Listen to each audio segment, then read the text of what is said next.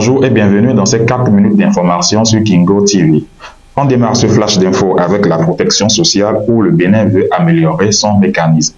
Du 24 au 29 juillet 2023, une délégation du ministère des Affaires sociales est à Ankara, en Turquie, dans le cadre du projet Amélioration de l'interopérabilité entre les systèmes d'information des programmes d'assistance sociale, piloté par le point focal national du Comité permanent pour la coopération économique et commerciale de l'Organisation de la coopération islamique, COMSEC.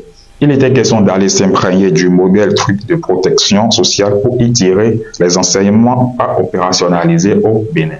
Afin de permettre à l'ensemble des acteurs du système de protection sociale béninois de s'informer du fonctionnement de la plateforme d'assistance sociale turque, un atelier régional de restitution est organisé du 16 au 18 août 2023 dans les locaux du ministère à Cotonou. Pour l'accès des populations de Zogodomé à l'eau potable, le Japon construit 5 forages. Dans le cadre du programme Aide aux projets locaux qui apporte une aide sous forme de dons aux projets locaux contribuant à la sécurité humaine, le gouvernement japonais a décidé de construire 5 forages à motricité humaine dans la commune de Zogodomé. Un protocole d'accord a été signé à cet effet hier mercredi 16 août 2023 entre l'ONG OGSTU et l'ambassade du Japon au Bénin. En ce qui concerne les réseaux mobiles au Bénin, l'autorité de régulation des communications électroniques et de la poste ACEP Bénin veut en savoir davantage sur la qualité des services offerts par les opérateurs mobiles et sur leur taux réel de couverture. L'instance vient de lancer une mission d'audit à cet effet. Les conseillers de la haute autorité de l'audiovisuel et de la communication ont procédé ce mercredi 16 août 2023 au remembrement du bureau de l'institution chargée de la régulation des médias au Bénin. À l'occasion d'une session tenue ce mercredi 16 août 2023, les conseillers ont élu leur collègue Armand Oussou au poste de vice-président de l'institution.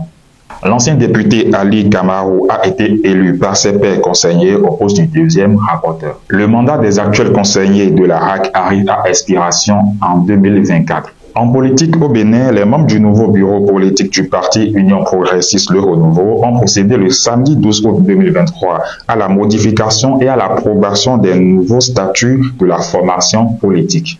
Les thèmes des travaux des nouvelles instances ont été mis en place en vue de permettre à Joseph Tchouabrino et ses pairs de confirmer leur statut de premier parti politique au plan national. Quant à la crise au Niger, la CEDEAO condamne l'attaque terroriste perpétrée au Niger. Les chefs d'État et de gouvernement de la Communauté économique des États de l'Afrique de l'Ouest CEDEAO ne sont pas restés insensibles à l'attaque terroriste dont a été victime le Niger le mardi 15 août 2023. À travers un communiqué rendu public, l'organisation sous-régionale condamne l'attaque et présente ses condoléances au peuple nigérien. Par la même occasion, elle appelle les dirigeants militaires du CNSP à rétablir l'ordre constitutionnel afin de pouvoir concentrer leur attention sur la sécurité dans le pays qui s'est davantage fragilisé depuis la tentative du coup d'État contre le président démocratiquement élu Mohamed Bazoum. Le Niger vit l'enfer dans le noir avec les coupures de courant. Le Nigeria, qui fournit 70% de l'électricité utilisée au Niger, a coupé l'alimentation du pays en application des sanctions décidées par la CEDEAO.